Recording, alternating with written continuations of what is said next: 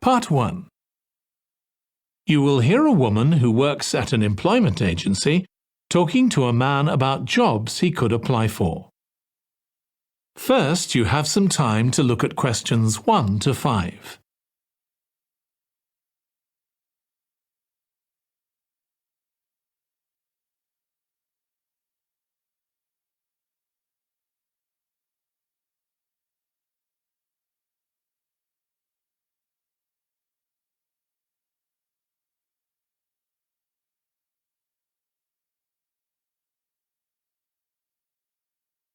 Now listen carefully and answer questions 1 to 5. Good morning. Thanks for coming in to see us here at the agency, Joe. I'm one of the agency representatives and my name's Sally Baker. Hi, Sally. I think we spoke on the phone, didn't we? That's right, we did. So thank you for sending in your CV. We've had quite a careful look at it, and I think we have 2 jobs that might be suitable for you. OK. The first one is in a company based in North London. They're looking for an administrative assistant. OK. What sort of company is it? They're called Home Solutions, and they design and make furniture. Oh, I don't know much about that, but it sounds interesting.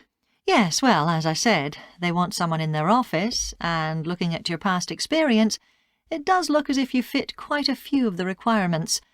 So on your CV it appears you've done some data entry? Yes. So that's one skill they want. Then they expect the person they appoint to attend meetings and take notes there. OK. I've done that before, yes. And you need to be able to cope with general admin. Filing and keeping records and so on. That should be OK. And in my last job, I also had to manage the diary. Excellent. That's something they want here too. I'd suggest you add it to your CV. I don't think you mentioned that, did you? No. So, as far as the requirements go, they want good computer skills, of course, and they particularly mention spreadsheets. That should be fine. And interpersonal skills, which would be something they'd check with your references. I think that should be OK, yes. Then they mention that they want someone who is careful and takes care with details. Just looking at your CV, I'd say you're probably all right there. I think so, yes. Do they want any special experience? I think they wanted some experience of teleconferencing. Oh, I've got 3 years' experience of that. Let's see. Yes, good. In fact, they're only asking for at least 1 year, so that's great. So is that something that might interest you? It is, yes. The only thing is, you said they were in North London, so it would be quite a long commute for me. OK. Before you hear the rest of the conversation, you have some time to look at questions 6 to 10.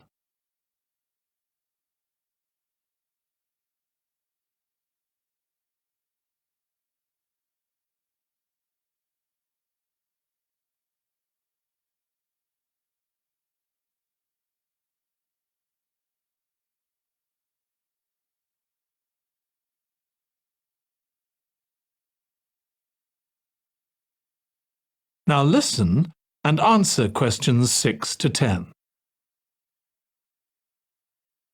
So the second position might suit you better as far as the location goes.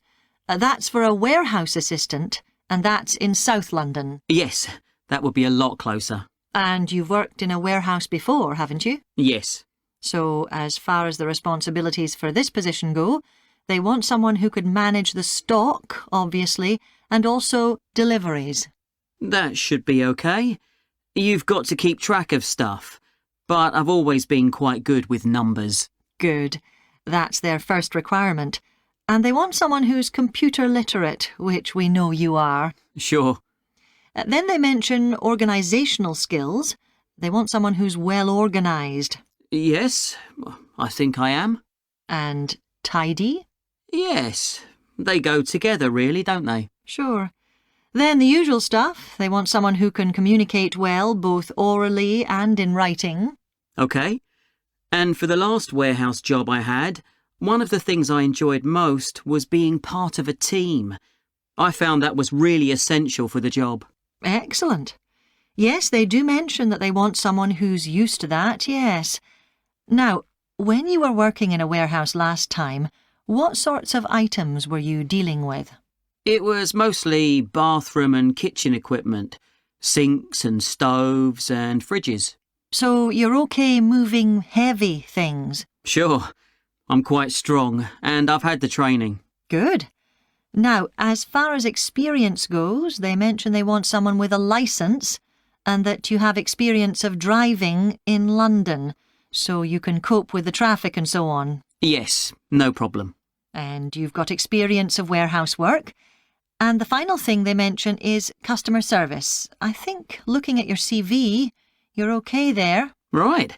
So, what about pay? Can you tell me a bit more about that, please? That is the end of part 1. You now have 1 minute to check your answers to part 1.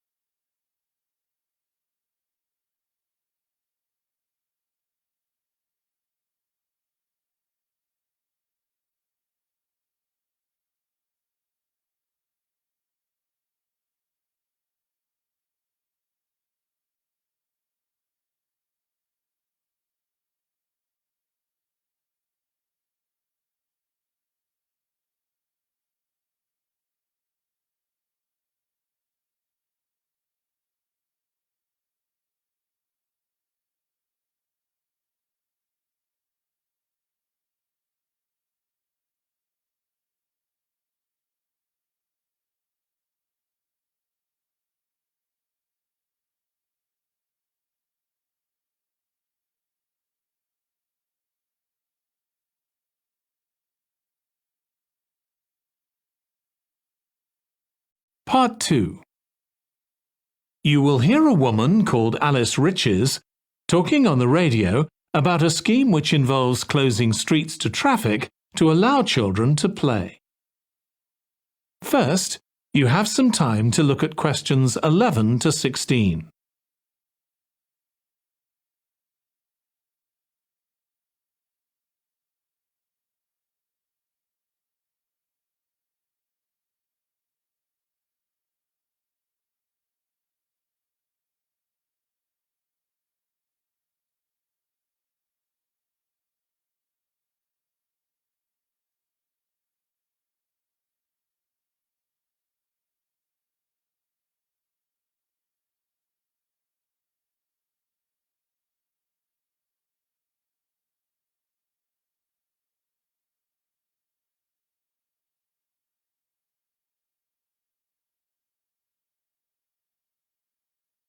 Now listen carefully and answer questions 11 to 16. My guest on the show today is Alice Riches, who started the street play scheme where she lives in Beechwood Road. For those of you that don't already know, street play involves local residents closing off their street for a few hours so that children have a chance to play in the streets safely. She started it in her own street, Beechwood Road, and the idea caught on. And there are now street play schemes all over the city. So when did you actually start the scheme, Alice? Well, I first had the idea when my oldest child was still a toddler. So that's about 6 years ago now. But it took at least 2 years of campaigning before we were actually able to make it happen. So the scheme's been up and running for 3 years now. We'd love to be able to close our road for longer, for the whole weekend, from Saturday morning until Sunday evening, for example. At the moment, it's just once a week. But when we started, it was only once a month. But we're working on it.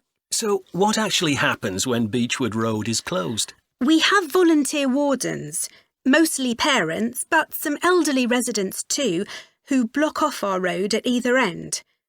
The council have provided special signs, but there's always a volunteer there to explain what's happening to any motorists.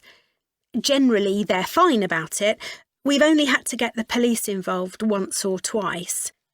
Now, I should explain that the road isn't completely closed to cars, but only residents' cars are allowed. If people really need to get in or out of Beechwood Road, It's not a problem as long as they drive at under 20 kilometres per hour. But most people just decide not to use their cars during this time, or they park in another street. The wardens are only there to stop through traffic. So, can anyone apply to get involved in street play? Absolutely. We want to include all kids in the city, especially those who live on busy roads. It's here that demand is greatest. Obviously, there isn't such demand in wealthier areas where the children have access to parks or large gardens, or in the suburbs where there are usually more places for children to play outside. I'd recommend that anyone listening who likes the idea should just give it a go. We've been surprised by the positive reaction of residents all over the city, and that's not just parents. There are always a few who complain, but they're a tiny minority. On the whole, everyone is very supportive and say they're very happy to see children out on the street, even if it does get quite noisy. Before you hear the rest of the conversation, you have some time to look at questions 17 to 20.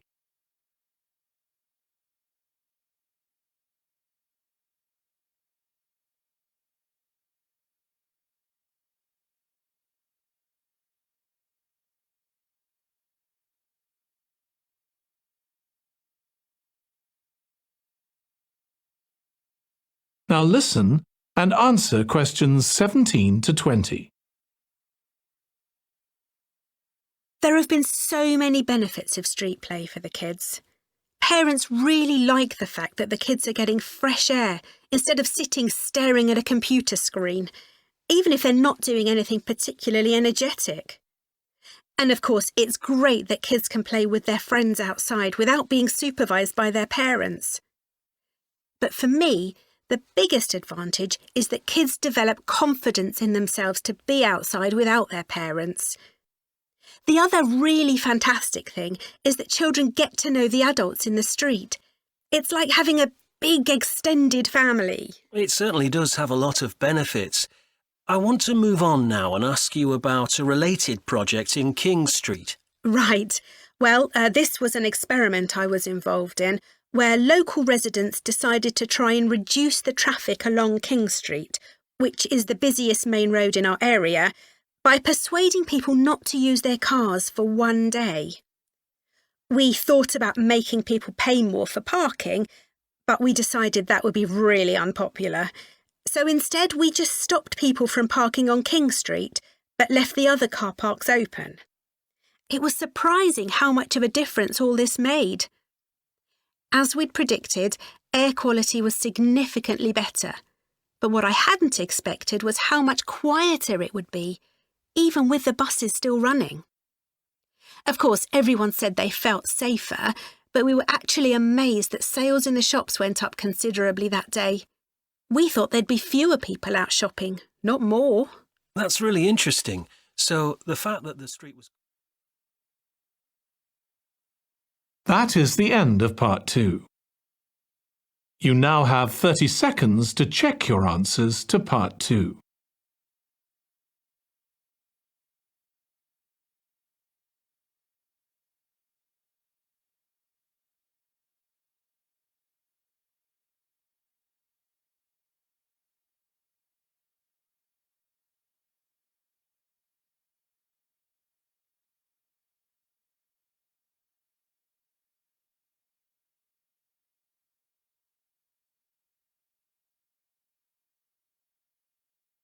Part 3.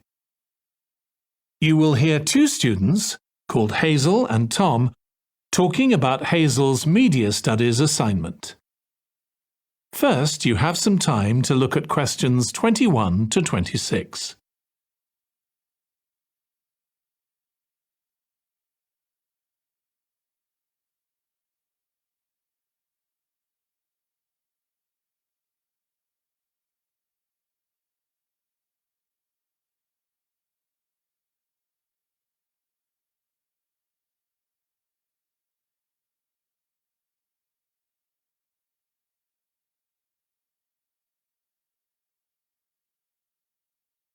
Now listen carefully and answer questions 21 to 26.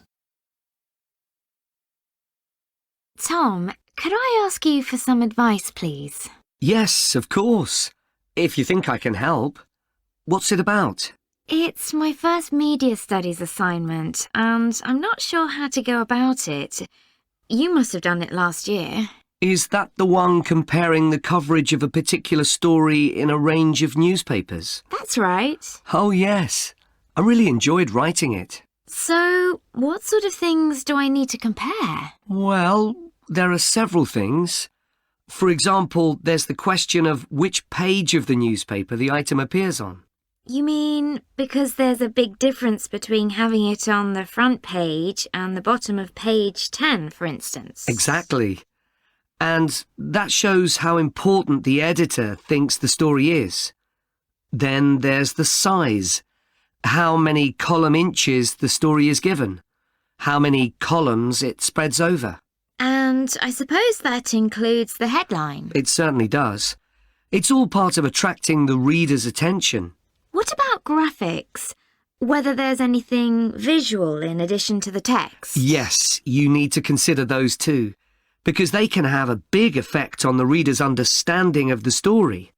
Sometimes a bigger effect than the text itself. Then you'll need to look at how the item is put together. What structure is it given?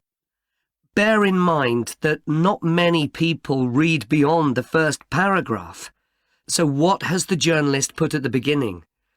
And if, say, there are conflicting opinions about something, does one appear near the end where people probably won't read it? And newspapers sometimes give wrong or misleading information, don't they? Either deliberately or by accident. Should I be looking at that too? Yes, if you can. Compare what's in different versions. And as far as possible, try and work out what's true and what isn't. And that relates to a very important point. What's the writer's purpose? Or at least the most important one, if they have several. It may seem to be to inform the public, but often it's that they want to create fear or controversy, or to make somebody look ridiculous. Gosh, I see what you mean. And I suppose the writer may make assumptions about the reader. That's right. About their knowledge of the subject, their attitudes, and their level of education, which means writing so that the readers understand without feeling patronised. All of that will make a difference to how the story is presented. Before you hear the rest of the discussion, you have some time to look at questions 27 to 30.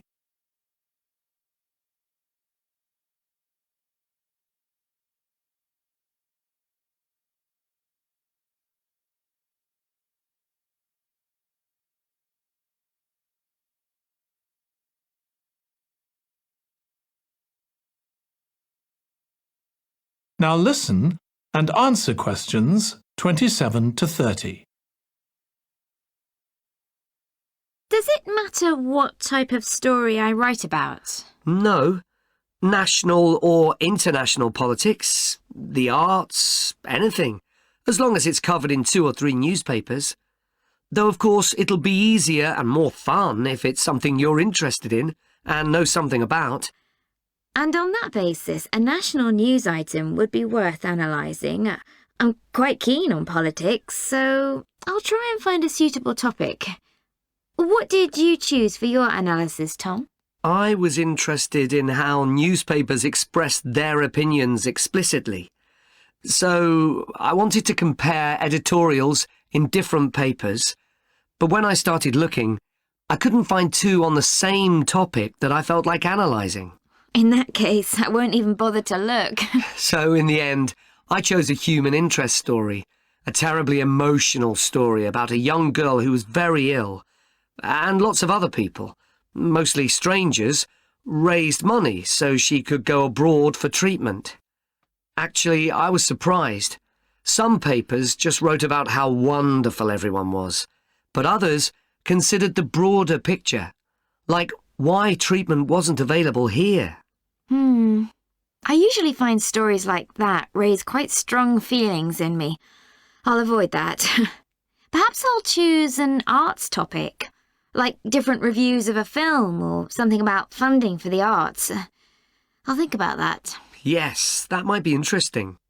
OK, well, thanks a lot for your help, Tom. It's been really useful. You're welcome. Good luck with the assignment, Hazel. That is the end of part 3. You now have 30 seconds to check your answers to part 3.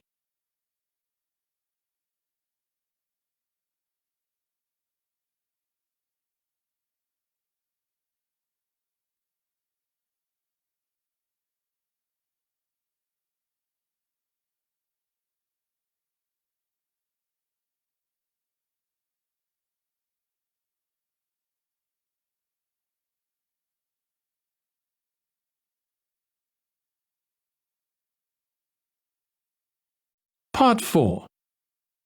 You will hear part of a lecture on the early history of keeping clean. First, you have some time to look at questions 31 to 40.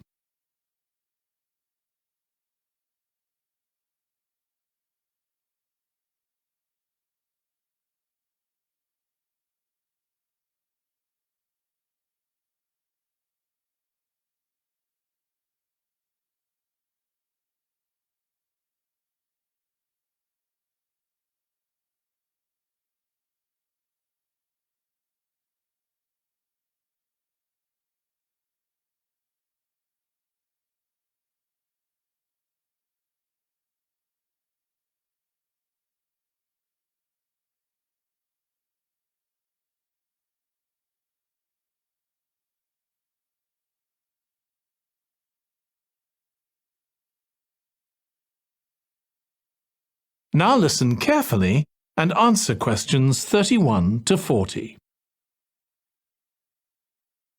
Nowadays, we use different products for personal cleanliness, laundry, dishwashing and household cleaning, but this is very much a 20th century development. The origins of cleanliness date back to prehistoric times. Since water is essential for life, the earliest people lived near water and knew something about its cleansing properties, at least that it rinsed mud off their hands.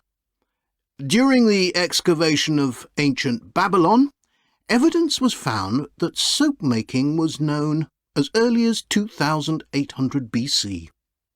Archaeologists discovered cylinders made of clay, with inscriptions on them saying that fats were boiled with ashes. This is a method of making soap, though there's no reference to the purpose of this material. The early Greeks bathed for aesthetic reasons and apparently didn't use soap.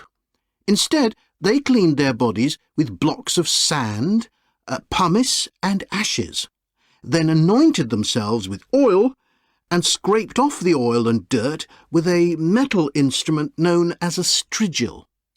They also used oil mixed with ashes. Clothes were washed without soap in streams.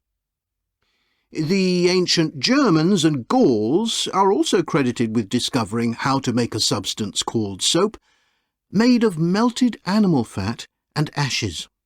They used this mixture to tint their hair red. Soap got its name, according to an ancient Roman legend, from Mount Sapo, where animals were sacrificed, leaving deposits of animal fat.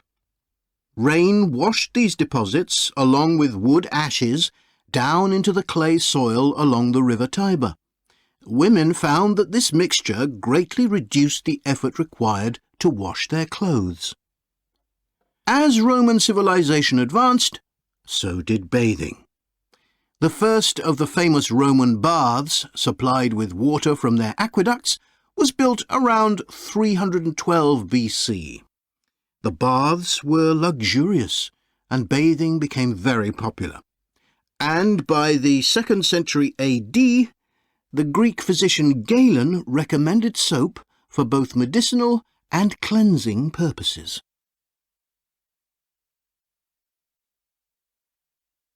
After the fall of Rome in 467 AD and the resulting decline in bathing habits, much of Europe felt the impact of filth on public health. This lack of personal cleanliness and related unsanitary living conditions were major factors in the outbreaks of disease in the Middle Ages, and especially the Black Death of the 14th century. Nevertheless, soap-making became an established craft in Europe, and associations of soap makers guarded their trade secrets closely. Vegetable and animal oils were used with ashes of plants, along with perfume, apparently for the first time. Gradually, more varieties of soap became available for shaving and shampooing, as well as bathing and laundering. A major step toward large-scale commercial soap-making occurred in 1791, when a French chemist, Nicolas Leblanc, patented a process for turning salt into soda ash, or sodium carbonate. Soda ash is the alkali obtained from ashes that combines with fat to form soap. The Leblanc process yielded quantities of good quality, inexpensive soda ash. Modern soap-making was born some 20 years later, in the early 19th century, with the discovery by Michel-Eugène Chevreul, another French chemist, of the chemical nature and relationship of fats, glycerine, and fatty acids. His studies established the basis for both fat and soap chemistry, and soap-making became a science. Further developments during the 19th century made it easier and cheaper to manufacture soap. Until the 19th century, soap was regarded as a luxury item and was heavily taxed in several countries. As it became more readily available, it became an everyday necessity, a development that was reinforced when the high tax was removed. Soap was then something ordinary people could afford, and cleanliness standards improved. With this widespread use came the development of milder soaps for bathing and soaps for use in the washing machines that were available to consumers by the turn of the 20th century. That is the end of Part 4. You now have 1 minute to check your answers to Part 4.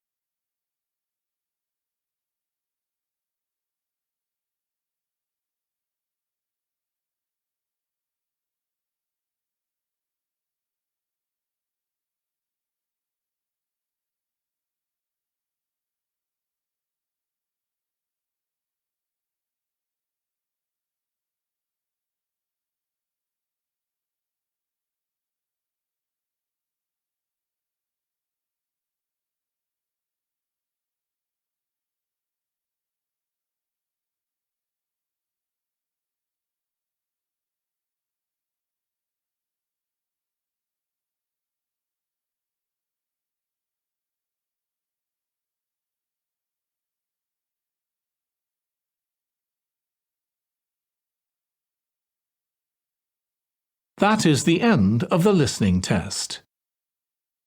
In the IELTS test, you would now have 10 minutes to transfer your answers to the answer sheet.